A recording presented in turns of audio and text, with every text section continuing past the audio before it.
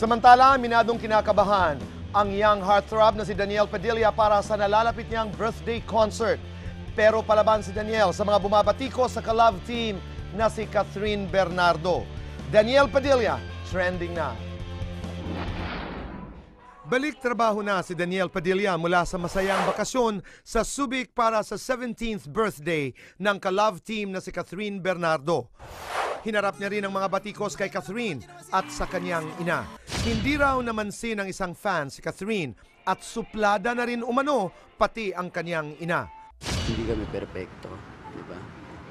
At hindi ho sigurong tamang binabash mo isang tao, lalo na yung airmats. Bashes. Konti lang naman sila, no? Mas marami namang nagmamahal sa atin. Kaya mas gusto na lang daw niyang mag-focus sa nalalapit na birthday concert. Isa sobrang rock and roll tong concert. Nakadagdag sa kaba ng batang aktor ang mabilis na pagka-sold out ng tickets sa VIP seats.